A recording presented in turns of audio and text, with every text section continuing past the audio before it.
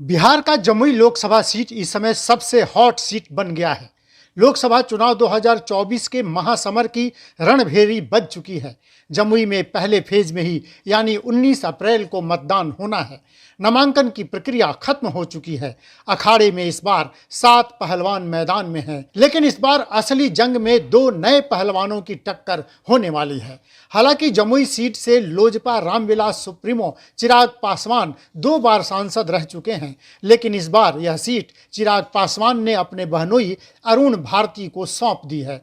उधर राजद ने चर्चित और तेज तर्रार महिला अर्चना रविदास को मैदान में उतारकर अरुण भारती को कड़ी चुनौती दे दी है।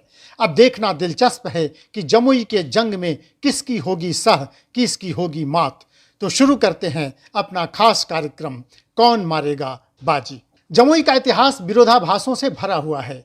एक तरफ जहां जमुई भगवान महावीर की जन्मस्थली और अहिंसा की धरती के रूप में जानी जाती है, तो दूसरी तरफ पिछले कुछ सालों से देश के शीर्ष नक्सल प्रभावित 5 जिलों में भी इसका नाम है।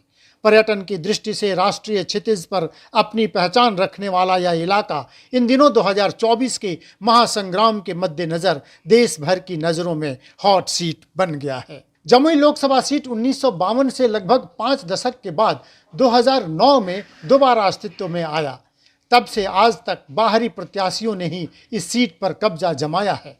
2009 में एनडीए की ओर से जदयू के भूदेव चौधरी ने इस सीट पर जीत दर्ज की थी। उन्होंने राजद के कद्दावर नेता श्याम रजक को पराजित किया था।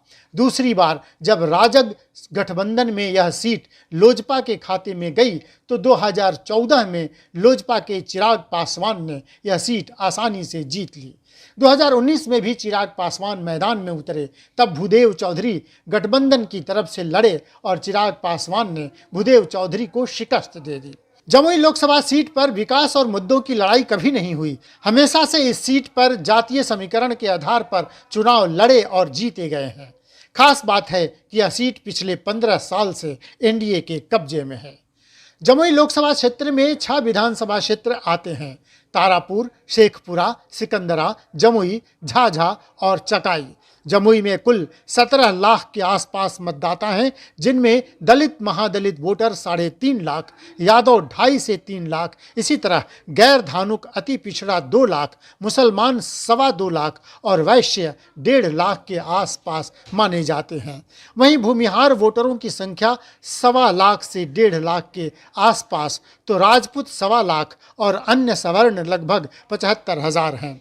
जमुई में कोयरी 1 लाख के आसपास और कुर्मी और धानुक भी 1 लाख के आसपास हैं।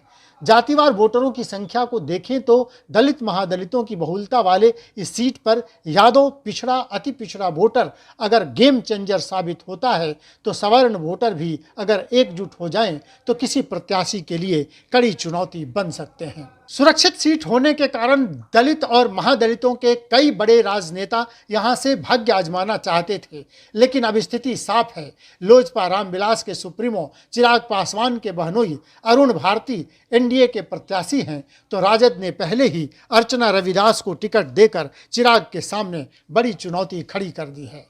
बताते चलें कि जमुई की जनता चाहती थी कि चिराग पासवान यह सीट नहीं छोड़े, और चिराग पासवान अपने चाचा पशुपति पारस को चुनौती दे चुके थे कि हाजीपुर उनके पिता की विरासत है और वो वहीं से रामविलास पासवान के असली वारिस साबित होकर दिखाएंगे। ऐसे में चिराग पासवान ने हाजीपुर से चुनाव लड़ने की घोषणा कर दी, लेकिन जमुई के लोगों से कहा कि अपने परिवार के सबसे महत्वपूर्ण सदस्य को यह सीट इसीलिए दे रहे हैं कि यहाँ की जनता से उनका लगाव बना रहे। अरुण भारती ने भी नामांकन पर्चा भरते समय कहा कि वे चिराग पासवान के किए गए काम को ही आगे बढ़ाएंगे। अरुण भारती राजनीतिक संपन्न परिवार से आते हैं। उनकी मां ज्योति कांग्रेस की कद्दावर नेता रह चुकी हैं। अरुण भारती पढ़े लिखे और संभ्रांत युवा नेता हैं और जाति से दलितों में दुसाध जाति के हैं। उधर अर्चना ने भी MA तक की पढ़ाई की है। तेज तर्रार नेत्री के रूप में उनकी पहचान है। जमुई की बेटी हैं और शादी मुंगेर में हुई है, इसलिए उनका भरोसा है कि जनता इस स्थानीय नेता को चुनकर ही भेजेगी। इस तरह जमुई की जंग बड़े दिलचस्प मोड़ पर आ गई है। वैसे तो जमुई को लेकर यह साफ है कि मुकाबला NDA बनाम इंडिया गठबंधन के बीच होने जा रहा है। एक कॉमन बात यह है, राजद की उम्मीदवार अर्चना रविदास भी पहली बार लोकसभा चुनाव में उतरेंगी और लोजपा रामविलास के उम्मीदवार अरुण भारती भी पहली बार लोकसभा चुनाव लड़ रहे हैं।